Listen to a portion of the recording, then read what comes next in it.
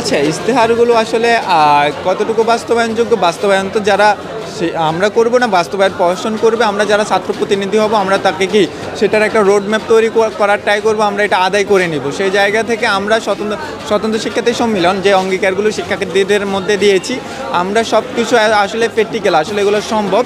কিন্তু প্রশাসনের যে জটিলতা, আমাদের যে শিক্ষকদের অনীহা, শিক্ষকদের যে একচেটিয়া মনোভাব বা এই কাঠামোর কারণে যে আমলাতান্ত্রিক জটিলতা আছে, তার কারণে এই সমস্যাগুলো সমাধান হয় না।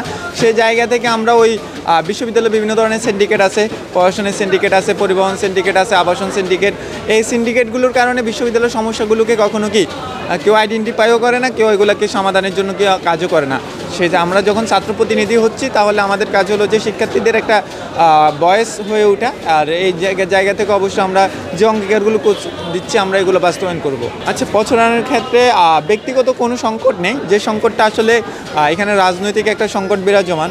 পলিটিক্যাল পার্টিগুলো, যাদের আসলে মাদার পার্টি আছে, তারা এখানে প্রচুর পরিমাণে টাকা খরচ করতেছেন। সে টাকা আসলে কোথায় থেকে আসতেছে আর কেন খরচ করা হচ্ছে, এই বিষয়ে বিশ্ববিদ্যালয়ের প্রশাসন কখনো জবাবদিহিতা করছে না, এটা একটা বিষয়। আর এখানে প্রচুর বহিরাগতকে নিয়ে আসা হয়েছে, যাদের মাধ্যমে প্রচারণা করানো হচ্ছে। এটা মানে কি বিশ্ববিদ্যালয়ের যে অধ্যাদেশ আমাদের যেই নীতিমালা ছিল চাকসুর, সেখানে বলা হয়েছে কোনো ভোটার এবং প্রার্থী ছাড়া বাকিরা কেউ নির্বাচনী প্রচারণায় অংশগ্রহণ করতে পারবে না। কিন্তু প্রচুর পরিমাণে দলীয় নেতাকর্মী ক্যাম্পাসে প্রচারণায় অংশগ্রহণ করতেছেন, বিভিন্ন দলের হয়ে, বিভিন্ন প্যানেলের হয়ে। সে বিষয়টা আসলে হতাশার আর কি। আচ্ছা, শুরু থেকে বলি, নারীদের জন্য এটা একটা নিরাপদ ক্যাম্পাস আমরা এই বিশ্ববিদ্যালয় প্রশাসন নির্মাণ করতে পারে নাই। শুরু থেকে একটা ভয়ের সংস্কৃতি আছে নারীদের মধ্যে। আর বিভিন্ন ধরনের হেনস্থার ঘটনা, তো আমরা বিভিন্ন ধরনের অনলাইন অফলাইন হেনস্থার শিকার হতে হচ্ছে নারীদেরকে। সেই জায়গা থেকে একটা ভয় থাকে সবারই। আসলে সে যখন একটা নির্বাচনে অংশগ্রহণ করবেন, তার প্রতিদ্বন্দ্বী যারা থাকবে, তার বিরোধী মতের যারা থাকবে, তারা তাকে কীভাবে হেনস্থার শিকার করবে, এই জিনিসটা একটা আছে। আর আমাদের সামাজিক বাস্তবতা ও বিষয়টাতে কাজ করতেছে নারী শিক্ষার্থীদের অংশগ্রহণে। তো আমরা সেই জায়গা থেকে চেষ্টা করেছি আমাদের প্যানেলে নারীদের একটা অংশগ্রহণ নিশ্চিত করতে, যেন এই অন্তত আমাদের যে নারীর যে বয়স, আমাদের যে 48% নারী আছেন, সে তাদের কণ্ঠস্বর হয়ে ওঠার মানুষ পাই আমরা। জায়গায় আমি যদি বলেছেন যে বিশ্ববিদ্যালয় প্রশাসন বা যে সিন্ডিকেট আসলে দপ্তর সম্পাদকের মতো পদকে পুরুষের জন্য নির্ধারণ করে রাখেন। তাদের যদি আমরা বলি যে জিএসের নারীদের জন্য একটা রাখা হয়, তাহলে তারা রাখবেন না। তা এটা আমাদের দাবিও ছিল। অনেক যারা প্রার্থী হয়েছেন, অনেকে এটা দাবি করেছেন যে না, এই জিএস দুইটা করা হয় একটা নারীদের জন্য, কিন্তু প্রশাসন এই জায়গায় কোনো কর্ণপাত করে নাই। এটা প্রশাসনের আসলে এই জায়গায় কোনো সদিচ্ছা ছিল না।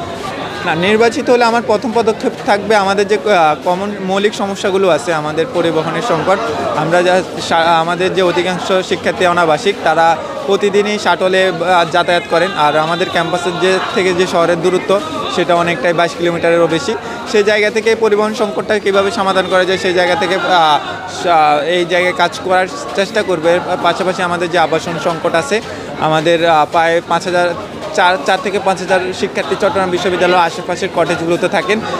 একেবারে কটেজগুলোর মান খুবই নিম্নমানের, যেখানে আসলে শিক্ষার্থীদের জন্য বাসযোগ্য না। তারপরেও শিক্ষার্থীরা বাধ্য হয়ে একটা উচ্চ পেমেন্ট দিয়ে এটা থাকেন। সে জায়গা থেকে আমরা চেষ্টা করব যেন একেবারে অল্প সময়ের মধ্যে যেন আমাদের কটেজ শিক্ষার্থীদেরকে যেন আবাসনের ব্যবস্থা করা যায়। যারা বিশ্ববিদ্যালয়ের আশেপাশে যারা আবাসনের সংকট আছে, সেই সংকট সমাধানের জন্য আমরা এক্সটেনশন নির্মাণ, আমরা যেটা প্রস্তাবনা দিয়ে আসছি যে বিশ্ববিদ্যালয় হলগুলোতে আলাদা করে যেন এক্সটেনশন নির্মাণ করা হয়, এবং যে পরিত্যক্ত ভবনগুলো আছে, বিশ্ববিদ্যালয়ের বিভিন্ন শিক্ষক কোয়ার্টার সহ বিভিন্ন পরিত্যক্ত ভবন আছে, যেগুলোকে মেরামতের মাধ্যমে বাসযোগ্য করে শিক্ষার্থীদের জন্য বরাদ্দ দেওয়া হয়।